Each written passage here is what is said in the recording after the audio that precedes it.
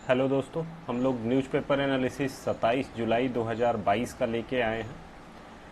आज के जो वीडियो है उसमें हम लोग देखेंगे कोट ऑफ द डे, और उसके आगे द हिंदू में 2-3 आर्टिकल्स थे जो कि वर्थ कैरिंग है, जिसमें आपका जीडीपी का क्या मतलब है, वो कॉमन आदमी के लिए कितना मैटर करता है, क्या मेजर होना चाहिए, वो वाली बात उसमें की गई है।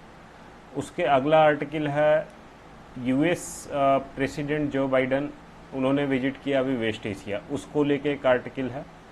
और टेक्स्ट और कंटेक्स्ट सेक्शन जो द हिंदू का आता है उसमें स्टेट डिस्कॉम्स की स्थिति को लेके बात की गई। अगला सेक्शन हमारा डाटा जेम्स का है, जो आप डाटा कलेक्ट करके रख सकते हैं, उसको आगे किसी आंसर में यूज कर सकते हैं। तो हम लोग शुरू करते हैं आज का सेशन अपना। तो आज का जो कोट है ये बोला गया है आंग सान सू की, जो कि म्यांमार की पॉलिटिशियन रही हैं, इसके पहले वहाँ की लीडर भी थी, अभी हाउस अरेस्ट में चल रही हैं। इनको पॉलिटिकल कैरियर इस तरीके का है कि इनको काफ़ी समय जेल में भी बिताना पड़ा था प्रोटेस्ट की वजह से, जो मिलिट्री रूल वहाँ पे चल रहा था म्यांमार में। उसके प्रोटेस्ट में ये बहुत सालों तक 26-27 साल तक जेल में रही हैं। कि इनका कहना है कि you should never let your fears prevent you from doing what you know is right. आपको कभी भी इस चीज़ से नहीं डरना चाहिए, इस डर से कभी भी परेशान नहीं होना चाहिए। अगर जो चीज़ आपको सही लगता है वो आपको करना चाहिए, उससे आपको रोकने वाला आपके अंदर का डर नहीं होना चाहिए। तो ये आपको जीवन में सीख दे के जाता है कि अगर आपको पता है कि आप सही हैं तो डरने की कोई ज़रूरत नहीं है, आप उस काम को करें। अब इसका यूटिलिटी की बात अगर करें तो ये हमारे जो GS4 है, GS4 का इंटीग्रिटी टॉपिक है।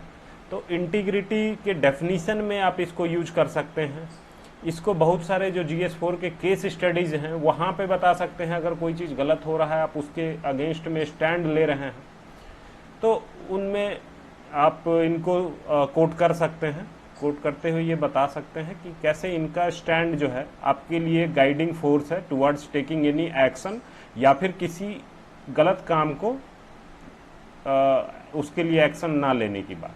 तो दोनों ही कंडीशन में इसको यूज किया जा सकता है। तो इस लेसन के साथ हम लोग शुरू करते हैं अपना आज का जो पहला आर्टिकल है, whose GDP is it anyway. तो ये बात की गई है जीडीपी को लेकर के, जिसमें बोला ये गया है कि जीडीपी जो है जनरली उसके टर्म में कंट्रीज का ग्रोथ मेजर किया जाता है, और उसी को बताया जाता है कि हमारी कंट्री इतना ग्रो कर रही है, इतना ग्रोथ है।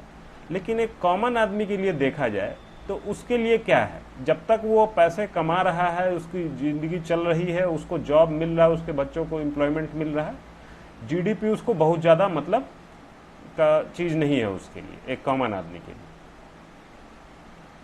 लिए। एक ये डाटा दिया गया है, ये डाटा लिया गया है आरबीआई का रिपोर्ट पब्लिश होता था पहले तक, तो उस डाटा के हिसाब से कंपैरिजन किया गया है, डिकेड वाइज एनालिसिस किया गया है कि 1% चेंज इन जीडीपी अगर होता है तो उससे कितना नया एम्प्लॉयमेंट जनरेट होगा फॉर्मल सेक्टर में। तो ये डाटा आपका 1980 से 90s के बीच में 2 लाख नए फॉर्मल सेक्टर में जॉब्स क्रिएट होते थे अगर 1% चेंज जीडीपी ग्रोथ रेट में होता है। तो यही डाटा 1990 से 2000 के बीच में ये जब डाटा रिलीज किया गया तो ठीक आधा था ये फिगर।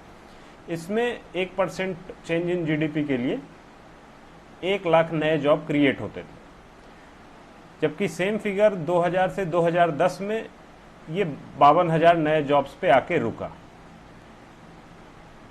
तो ये 2000 से 2010 तक ही लास्ट पब्लिश किया गया।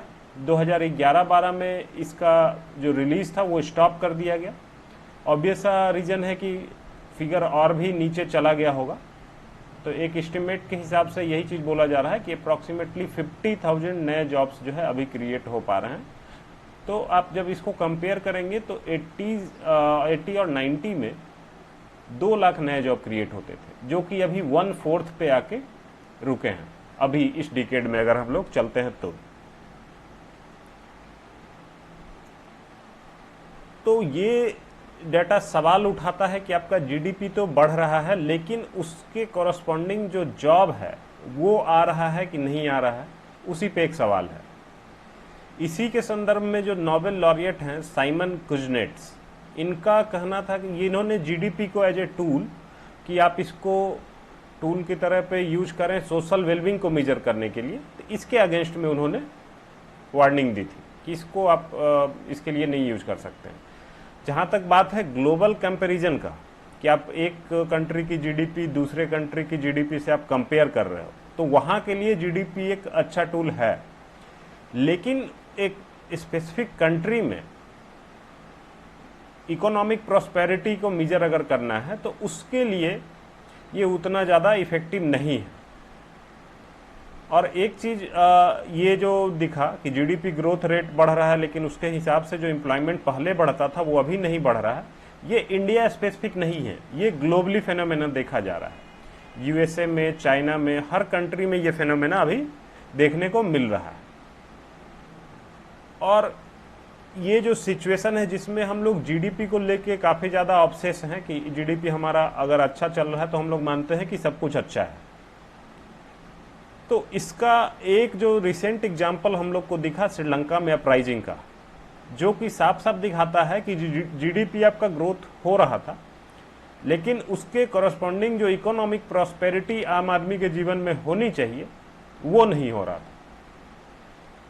तो यही रीजन था जो अभी श्रीलंका में क्राइसिस की सिचुएशन बनी हुई।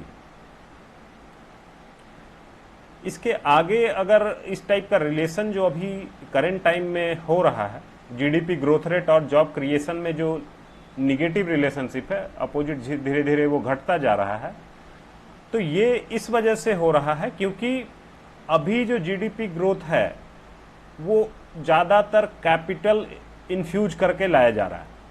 तो वो कैपिटल इंटेंसिव इन्वेस्टमेंट है, ना कि लेबर इंटेंसिव। लेबर के कॉस्ट पे आप कैपिटल को बढ़ा रहे हैं तभी वो आपका जीडीपी सिर्फ बढ़ रहा है, उसके कॉरस्पॉन्डिंग जो जॉब है वो क्रिएट नहीं हो रहा है। इसमें एक अच्छा सा लाइन इस आर्टिकल में था, इसको आप लोग यूज कर सकते हैं बहुत जगहों पे। तो पहले लाइन देख लेते हैं क्या है कि everything that counts can not be counted and everything that can not be counted does not count. तो इसका अगर हम लोग मतलब देखें तो मतलब इसका ये है कि हर वो चीज जिसका कि आपके जीवन में मतलब है, जैसे हैप्पीनेस है, उसका मतलब है, लेकिन उसको आप काउंट नहीं कर सकते। और दूसरा जो स्टेटमेंट इसी में अटैच किया गया है कि everything that can not be counted does not count. तो मतलब क्या कि आप उसको मेजर अगर नहीं कर पा रहे हैं, उसको काउंट नहीं कर पा रहे हैं, तो उसका कोई मतलब नहीं है। ये एक सटायर के तौर पे है कि अगर मान लीजिए आप करंट सिचुएशन में जो जीडीपी ग्रोथ है उसमें एम्प्लॉयमेंट को काउंट नहीं कर रहे हैं, everything that can not be counted, उसके साथ में आप एम्प्लॉयमेंट और इन चीज़ों को काउंट नहीं कर रहे हैं, उसका मतलब भी नहीं है। ये ऐसी कोई बात नहीं है, उसका मीनिंग होता है। तो ये आप जो ब्रॉड लाइन लेके चल रहे हैं ये सटायर है, इसको इसी तरीके से लेके चलना है ना। तो ये लाइन आप कैरी कर सकते हैं काफ़ी जगहों पे। इसके बाद हम लोग आते हैं अपने अगले आर्टिकल के ऊपर। ये अगला आर्टिकल है जो यूएस प्रेसिडेंट जो बाइडन जी 4 दिन की विजिट पे वेस्ट एशिया गए थे उसके ऊपर। तो इसके अंदर में ये बात है कि मेनली उन्होंने विजिट किया इजराइल, वहाँ पे उन्हें प्रेसिडेंशियल मेडल ऑफ ऑनर वो उससे नवाजा गया, जबकि सऊदी अरेबिया में उनको बहुत ही वार्म वेलकम नहीं मिला। और ना मिलने का कारण ये है कि यूएस और सऊदी अरेबिया का जो रिश्ता है वो थोड़ा सा इम्पैक्ट हुआ था। किस वजह से हुआ था? क्योंकि जो जर्नलिस्ट थे जमाल खशोगी जी, इनकी हत्या हुई थी 2018 में और इनका लिंकेज ईरान से था। तो ये जो था इसमें डायरेक्ट इन्वॉल्वमेंट सऊदी अरेबिया का ऐसा पाया गया था कि उनका इन्वॉल्वमेंट है। इसकी वजह से रिश्ते खराब हुए थे दोनों कंट्रीज़ के बीच में। उसके बाद से अभी फिर से यूएसए वेस्ट एशिया में सऊदी अरेबिया की ओर बढ़ रहा है, तो उसका कारण भी हम लोग आगे देखेंगे। तो इस विजिट में पहले देख लेते हैं क्या क्या चीज़ें हैं। पहली बात क्या है कि यूएस का जो अपना वेस्ट एशिया पॉलिसी है वो मेनली आपका डिपेंड कर रहा है इजराइल और पैलेस्टीन का जो कन्फ्लिक्ट है उसके हिसाब से ही चलता है जनरली उसका वेस्ट एशिया पॉलिसी। फिर क्या है कि आपका जो सिचुएशन है उसमें रीप्रियोरिटाइज करने का सिचुएशन को वार के बाद फिर जो नया सिचुएशन है रसिया यूक्रेन वाला जो क्राइसिस है उसमें उस कंडीशन में आप रीप्रियोरिटाइज कर रहे हैं सिचुएशन को फूड और एनर्जी को लेकर के।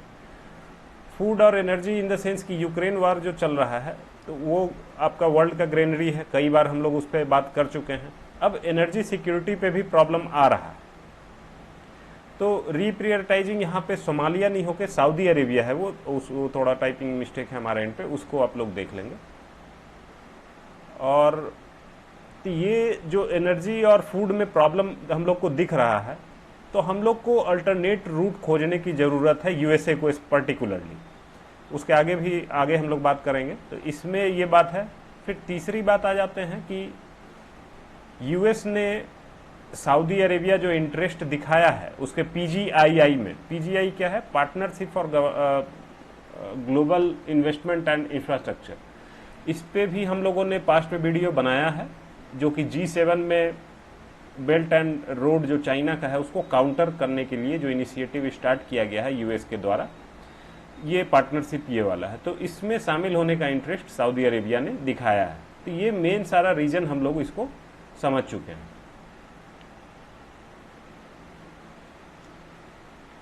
अब देखते हैं कि जो मेजर डेवलपमेंट इस विजिट में हुआ है वो दो टाइप से देखा जा सकता है। एक क्या है कि इस पे सहमति बनी है कि यमन में यूनाइटेड नेशंस मध्यस्थता करे और शांति स्थापित करे। दूसरा ये कि जो सऊदी अरब अपना एयर स्पेस खोले इजराइल के सिविल एयरक्राफ्ट के लिए। तो इसका जो मेजर डेवलपमेंट है वो इस वजह से भी दिख रहा है कि यमन में अभी शांति थोड़ी बहुत दिखी थी, जबकि सीज फायर और बाकी सारा सिचुएशन वहाँ पे लगाया गया था। और इजराइल का जो एयर स्पेस खोला है सऊदी अरेबिया ने, इसको अब्राहम एकॉर्ड जो साइन किया गया यूएई और इजराइल के बीच में, उसका एक एक्सटेंडेड फॉर्म के रूप में इसको देखा जा सकता है। अब फिर से इसको समझते हैं क्यों वेस्ट एशिया को प्रायोरिटाइज किया जा रहा है यूएसए के द्वारा। क्योंकि रसिया जो है उस पर जितना ज़्यादा सैंक्शन टाइट होता चला जा रहा है, तो वो पॉसिबिलिटी है कि जो गैस सप्लाई और जो क्रूड ऑयल सप्लाई है उसको हॉल्ट कर दे रसिया, ताकि यूरोप उससे बहुत ही बुरी तरीके से प्रभावित हो जाए। तो इस कंडीशन में जो अल्टरनेट एनर्जी रूट है उसको तैयार रखना वो बहुत ही ज़्यादा ज़रूरी है। इसका मकसद और भी था, लेकिन वो पूरी तरीके से जो स्टेटमेंट जारी किया गया है उसमें नहीं है। जैसे कि सऊदी अरेबिया को अगर वो क्रूड ऑयल का सप्लाई बढ़ा दे तो उसकी वजह से प्राइस नीचे आ जाता तो फिर रसिया पे प्रेशर बनता, उसकी इकोनॉमी को थोड़ा धक्का पहुंचता, लेकिन वो चीज़ें इसमें नहीं शामिल हुई हैं। तो मेन ऑब्जेक्टिव यहाँ पे यही दिख रहा है कि जो अल्टरनेट एनर्जी रूट है वही मेजर फोकस है। इसके अलावा जो मेजर अलग चेंज दिख रहा है उसमें I2U2, इसके बारे में भी हम लोग बात कर चुके हैं। इसमें कौन कौन है, इंडिया है, इजराइल है, यूएसए है और यूएई। तो ये देखा जा रहा है वेस्ट एशियन क्वाड के तौर पे, तो इसको भी स्ट्रेंथन करने की ओर काम किया गया है इस विजिट में। तो इस आर्टिकल में हमारे पास इतना था। हम लोग अब चलते हैं अपने अगले आर्टिकल पे। ये अगला आर्टिकल जो है, जो पावर डिस्ट्रीब्यूशन कंपनीज हैं उनको लेके है। तो ये इम्पॉर्टेंट टॉपिक होता है जो इलेक्ट्रिसिटी और इंफ्रास्ट्रक्चर वाला जो पोर्शन है हमारे GS3 के यूपीएससी मेंस के लिए, GS3 के उस वाले चैप्टर में जहाँ की इंफ्रास्ट्रक्चर वाला पार्ट है, तो उसी के अंदर इलेक्ट्रिसिटी एक पार्ट है। तो ये न्यूज अभी आया क्यों है उस पे जानते हैं हम लोग। अभी रिसेंट में जो तमिलनाडु के डिस्ट्रीब्यूटर कंपनीज हैं उन्होंने प्रपोजल सबमिट किया है ताकि पावर टैरिफ जो है वहाँ पे जो बिजली की कीमत है उसको बढ़ाया जा सके 10 से 35% तक।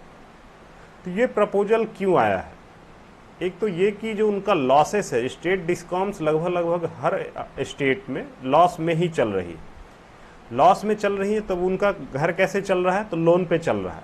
तो उनके पास बहुत ज़्यादा लोन जमा हो गया है और लोन के ऊपर उनको हर साल इंटरेस्ट का बर्डन भी एक्स्ट्रा उसमें ऐड होता चला जा रहा है।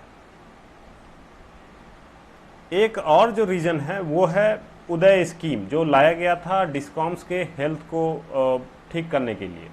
इसका अगर फुल फॉर्म देखें तो उज्ज्वल डिस्कॉम एश्योरेंस योजना ये लाया गया था ताकि जो एवरेज कॉस्ट ऑफ सप्लाई है पावर का और एवरेज रेवेन्यू रियलाइज्ड, उससे जो इन दोनों फिगर में जो गैप है इसको जीरो करने का टारगेट था 2018-19 तक।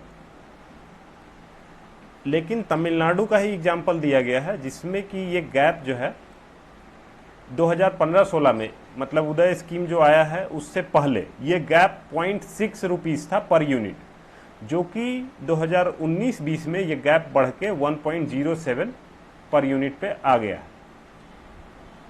तो ये प्रॉब्लम दिखा रहा है कि उदय स्कीम से बहुत ज़्यादा सक्सेस नहीं मिल पाया है डिस्कॉम्स की फाइनेंशियल हेल्थ को बेहतर करने में।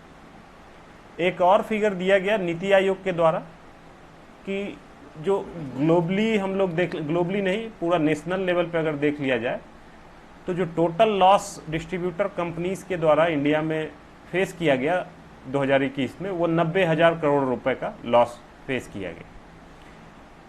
इसके लिए सेंटर ने प्रिस्क्राइब किया है स्टेट्स को कई बार कि आप पीरियडिक पावर टैरिफ को रिवाइज करते रहें, लेकिन स्टेट्स इससे कंप्लायंस नहीं दिखा पा रही हैं। कारण इसका बहुत सारा पॉलिटिकल है, जैसे बहुत सारे स्टेट्स में पॉलिटिकल प्रॉमिस के तौर पे फ्री इलेक्ट्रिसिटी ये इस तरीके का प्रॉमिस किया जा रहा है। तो इस आर्टिकल में इतना था। अब हम लोग आ जाते हैं अपना लास्ट सेक्शन आज का, डाटा जेम्स।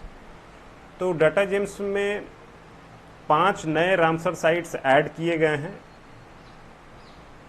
इनका पांचों का नाम अगर देखें तो Karikili bird sanctuary, Pallikaranai marsh reserve forest और पिचावरम मैंग्रोव फॉरेस्ट है।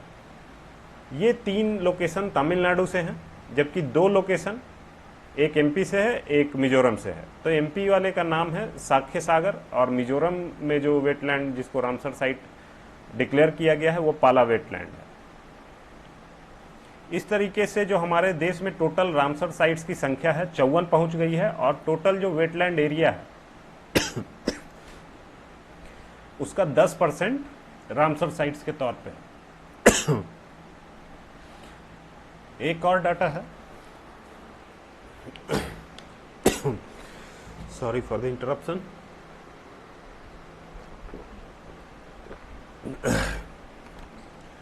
सिविल सोसाइटी ऑर्गेनाइजेशन को लेके एक डाटा था। इसमें यह बोला गया कि 2011 से 12 के बीच में 20,679 सिविल सोसाइटी ऑर्गेनाइजेशन इनका रजिस्ट्रेशन खत्म हुआ है। इसी को थोड़ा सा और कंसाइज किया गया है। इसको जो एनडीए की पहली वाली जो टर्म है और जो अभी तक का एनडीए का गवर्नमेंट चला रहा है 15 से 22 तक में, तो इसमें ये फिगर 16,692 है। तो ये डाटा हमारे पास था आज के डाटा जेम्स में। तो आज हमारे पास इतना ही है। Thank you all for watching. आपको अगर नोट्स चाहिए तो आप हमारा जो टेलीग्राम ग्रुप है उसका लिंक इस वीडियो के डिस्क्रिप्शन में आपको मिल जाएगा। वहाँ से जाके आपको डेली नोट्स मिल सकता है, आप डाउनलोड कर सकते हैं। Once again, thank you for watching.